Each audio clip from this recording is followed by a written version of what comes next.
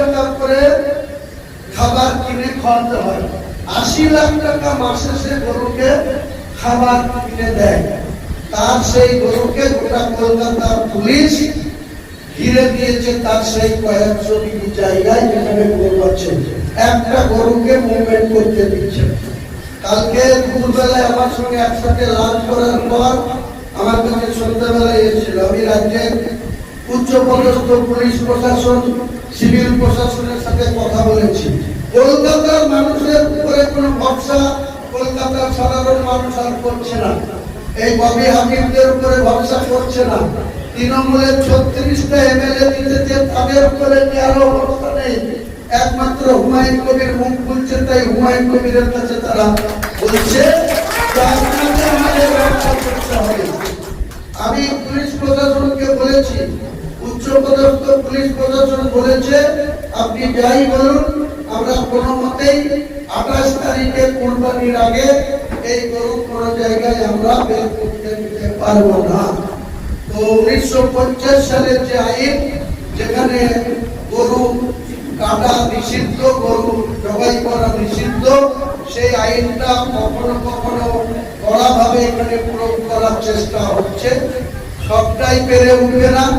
আমরাও বলছি যে আপনি সম্পূর্ণ গরু কাটা বন্ধ করে দেন, গোটা বাংলাকে গরু জবাই করা বন্ধ করে দেন, আমাদের কোনো আপত্তি নাই।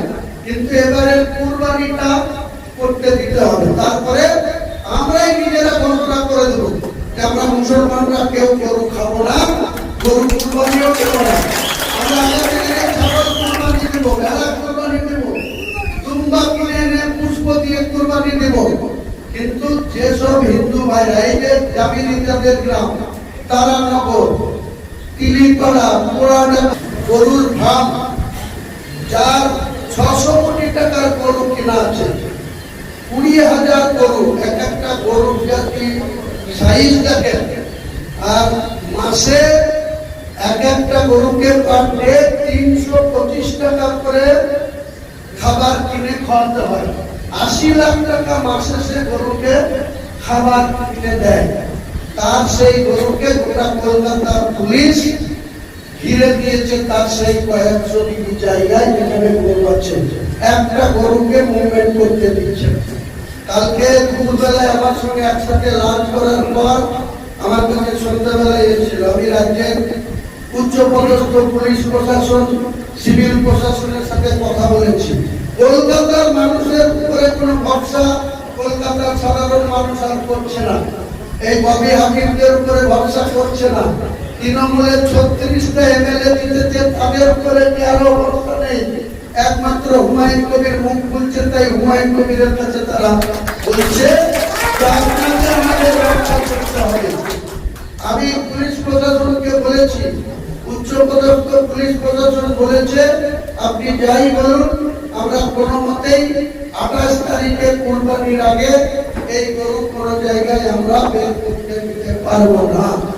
তো 1950 সালের যে আইন, যেখানে গরু কাটা নিষিদ্ধ, গরু জবাই করা নিষিদ্ধ, সেই আইনটা কখনো কখনো কড়াভাবে এখানে প্রয়োগ করার চেষ্টা হচ্ছে। সবটাই পেরে উঠবে না। আমরাও বলছি যে আপনি সম্পূর্ণ গরু কাটা বন্ধ করে দেন, গোটা বাংলাকে গরু জবাই করা বন্ধ করে দেন, আমাদের কোনো আপত্তি নাই। কিন্তু এবারে কুরবানিটা করতে দিতে হবে। তারপরে আমরাই নিজেরা ঘোষণা করে দেবো যে আমরা মুসলমানরা কেউ গরু। তাই মুসলমানদের মধ্যে যে গরুগুলো আছে সেইগুলো কেনাবেচা করে আপনারা করে নেন। হিন্দুদের বুঝতে দিন বা গভর্নমেন্টকে বুঝতে দিন যে আসলে এই ব্যাপারটা যে আজকে ধর্মের থেকে ইকোনমিক ব্যাপারটা অনেক বেশি প্রয়োজন।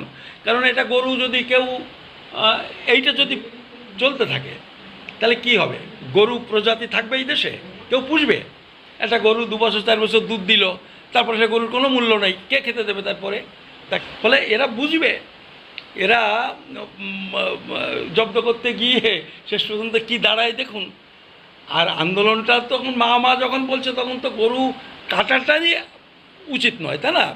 যদি হিন্দু ওকে ধর্মীয় কিছু যদি থেকে থাকে, আমি জানি না আছে কিনা, যদি থেকেও থাকে যদি মা বলে থাকে ধর্ম, যদি বলেও কাটা যাবে না, তাহলে স্লটার হাউসগুলো কেন আছে? রপ্তানি হচ্ছে, এটা তো কেটে তারপর রপ্তানি হচ্ছে, ফলে সেটা বন্ধ করা উচিত নীতিগত জায়গাতে। এইসব প্রশ্ন আজকে আমরা 2-4 জন বলছি, দেশবাসী এটা করবে, ওরা জবাব দেবে।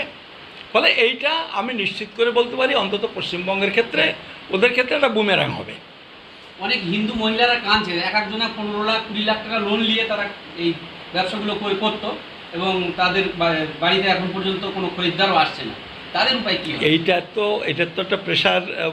সংসদীয় রাজনীতি করতে গেলে এরকম মানুষের সর্বনাশ করে তাদের আস্থা অর্জন করা তো সম্ভব নয়। ফলে এটা শুভেন্দুবাবুরা বুঝুক যে এটা সমাধান কি করে করব। আমি শুধু মুসলমানদের কাছে বলবো যে আপনারা একটু ধৈর্য ধরে ব্যাপারটাকে, এই গভর্নমেন্টকে একটা শিক্ষা দেওয়ার জন্য যা যা করার সেটা করুন। বর্তমানে যে পরিস্থিতি দেখা যাচ্ছে আমাদের এই পশ্চিমবাংলায়, যে মানে যারা ক্ষমতায় এসেছে তারা আসার পরে দেখা যাচ্ছে এক এক করে বিভিন্ন রকম আইনগুলোকে বাস্তবায়ন করার চেষ্টা করছে এবং বিশেষ করে মুসলিমদের, সংখ্যালঘুদের তো কোন ঠাসা করার মানে চক্রান্ত করছে, কি বলবো? এখন দেখুন, এটা সংসদীয় রাজনীতি। মুসলমানরা বিজেপিকে ভোট দেয় না, তা বিজেপি ক্ষমতায় এসে একটু আপনাদের কোণঠাসা করার চেষ্টা করবে, এটা তো ধরে নিয়েই আপনাদের এগোতে হবে।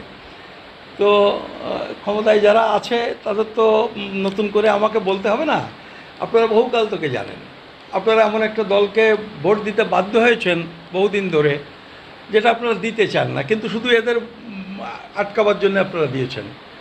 কিন্তু যেভাবেই হোক তারা ক্ষমতায় এসে গেছে, ফলে তারা আপনাদের খুব সুনজরে দেখবে এরকম নয়, কিন্তু এটা শুধু আপনাদের সুনজরে দেখবে তা নয়। আসলে এই যে আরএসএস বিজেপির যে গভর্নমেন্ট, আপনাকে জানতে হবে এদের ইডিওলজিক্যাল যে স্ট্যান্ড পয়েন্ট সেটা কি। ওদের হেডকোয়ার্টার নাগপুরে। আম্বেদকরের জন্মের আগে জ্যোতিবা ফুলে বলে একজন পুনাতে জন্মগ্রহণ করেছিলেন। তারপরে গোটা বিদর্ভ এলাকা, মানে এই যে নাগপুর ঘিরে যে মহারাষ্ট্রের যে এলাকাটা, এই রিজিয়নে একটা দলিত মুভমেন্ট তৈরি হয়েছিল, যারা এই যে ভদ্রলোক শ্রেণী, উচ্চবর্ণ শ্রেণী, তাদের কর্তৃত্ব থেকে বেরিয়ে আসার লড়াই শুরু করেছিলেন। আসলে সেইটাকেই সাপ্রেস করবার জন্যে আরএসএসের জন্ম হয় মূলত। প্রথম এটা বলছি, তারপরে তো তা আস্তে আস্তে অনেক শাখা প্রশাখা ছড়িয়েছে। ফলে এরা দলিতদের যে আত্মমর্যাদার আন্দোলন, অধিকারের আন্দোলন, সেইটাকে ধামাচাপা দেওয়ার জন্যে, সাপ্রেসড করার জন্যে আরএসএসের জন্ম, এবং তারা হেডকোয়ার্টার ওই জন্য নাগপুরে করেছিল। নাগপুরে হচ্ছে বিদর্ভ এলাকার কেন্দ্র। ফলে এরা দলিতদের, নিম্নবর্ণীয় মানুষের ভয়ঙ্কর বিরোধী, এবং সেইখান থেকে পরবর্তীকালে আম্বেদকর যখন এসেছেন তখন সেইটাই হয়েছে। এরা আম্বেদকরাইটদের বিরুদ্ধে, এরা বামপন্থার বিরুদ্ধে, যারা মুক্ত চিন্তা করে, কমিউনিস্ট বিরোধী। আর তারা যাদের হিন্দু সমাজের বাইরে যারা আছে, মুসলিম এবং অন্যান্য, মুসলিম যেহেতু একটা তাদের ক্ষেত্রে একটা চ্যালেঞ্জ বলে মুসলিমদের বিরুদ্ধে বেশি বলে, কিন্তু তারা অন্যান্য সব ধর্মের বিরুদ্ধেই তাদের কিন্তু মতাদর্শগত অবস্থান। ফলে এই গভর্নমেন্ট শুধু মুসলিম বিরোধী না, এটা দলিত বিরোধী, নিম্নবর্ণের হিন্দু বিরোধী, সাধারণভাবে যারা মুক্তমনা মানুষ তাদের বিরুদ্ধে, বামপন্থার বিরুদ্ধে। এবং দেখবেন এইটা যখন আরও বেশি ডানা প্রসারিত করবে, এরকম করে লড়াইটা দেখবেন ঐক্যবদ্ধভাবে তাদের বিরুদ্ধে হচ্ছে। শুধু মুসলমানরা আলাদা থাকবেন এরকম ভাববেন না। স্যার, আপাতত দেখা যাচ্ছে যে শুধুমাত্র মুসলিমদের কোণঠাসা করার জন্য বর্তমানে যে আইনগুলো প্রভাব ফেলছে, কিন্তু আগামীতে এর দ্বারা হিন্দুরাও বিপদে পড়ছে, বিশেষ করে ভুয়ো হিন্দুরা যারা।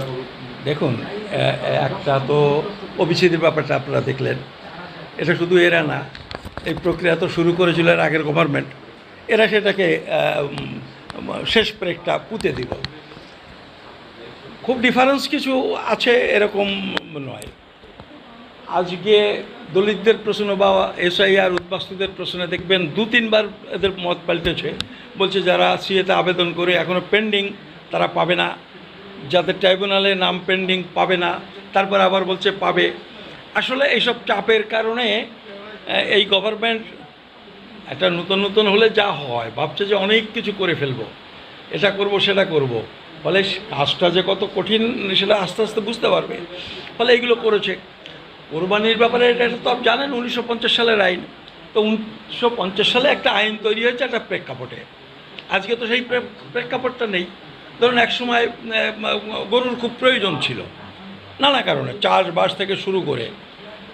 আজকে সেটার প্রয়োজন নেই, কিন্তু আজকে অন্য প্রয়োজন বেড়েছে, গরুর প্রয়োজন আজকে অন্য জায়গা থেকে।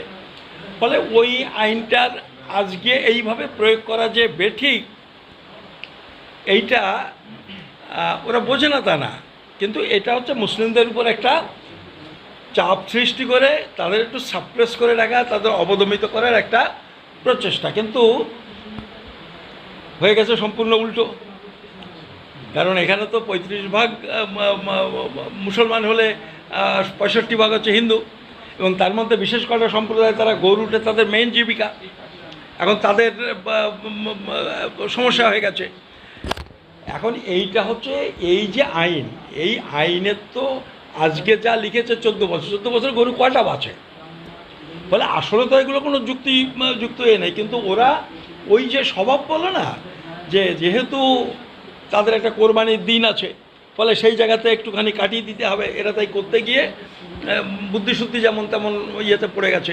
আমি একটু আগেই বলছিলাম যে তবুও তো কোরবানি করার মানে সুযোগ আছে, পারমিশন নিয়ে স্লটার হাউসে গিয়ে। তাই মুসলমানদের মধ্যে যে গরুগুলো আছে সেইগুলো কেনাবেচা করে আপনারা করে নেন। হিন্দুদের বুঝতে দিন বা গভর্নমেন্টকে বুঝতে দিন যে আসলে এই ব্যাপারটা যে আজকে ধর্মের থেকে ইকোনমিক ব্যাপারটা অনেক বেশি প্রয়োজন। কারণ এটা গরু যদি কেউ এইটা যদি চলতে থাকে তাহলে কি হবে? গরু প্রজাতি থাকবে এই দেশে? কেউ পুষবে? একটা গরু 2 বছর 4 বছর দুধ দিল, তারপরে সে গরুর কোনো মূল্য নেই, কে খেতে দেবে তারপরে তাকে? আমি কদিন আগে গেছিলাম, গাড়ি নিয়ে গেছিলাম ইয়েতে বাঙ্গালোরে। আমি ছত্তিশগড়ের মধ্যে দিয়ে এসেছিলাম। দেখবেন আমার ফেসবুকে একটা ছবি দিয়েছি। রাস্তায় 500 গজ 1 কিলোমিটার দূরে দূরে গরুর ছবি দিয়ে তারা বোর্ড টাঙিয়েছে যে সামনে ক্যাটল, সাবধানে গাড়ি চালায়। সব গরু রাস্তায় রাস্তার পাশে। আমি ছবিও কিছু কিছু তুলে এনেছিলাম, ফেসবুকে দিয়েছি, দেখবেন। রাস্তাতে দিয়ে শুধু গরুর পাল শুয়ে আছে। আমরা বিকেলবেলায় যখন যাচ্ছি তখন দেখি ওই জঙ্গলের দিকে রাস্তা থেকে দূরে চলে যায় আস্তে আস্তে, বিকেলবেলায় রাস্তার ধারে আসে।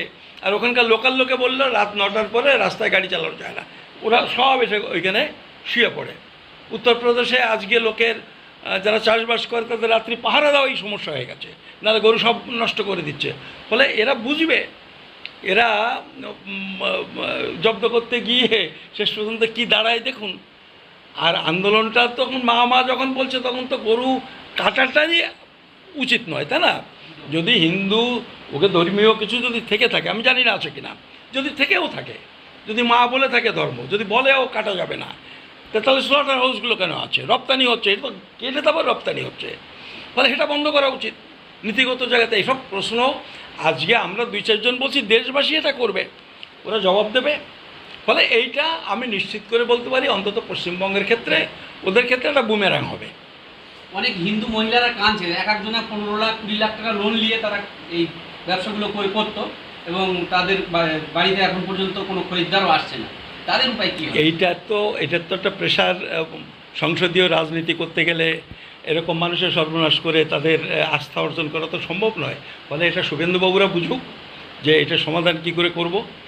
আমি শুধু মুসলমানদের কাছে বলবো যে আপনারা একটু ধৈর্য ধরে ব্যাপারটাকে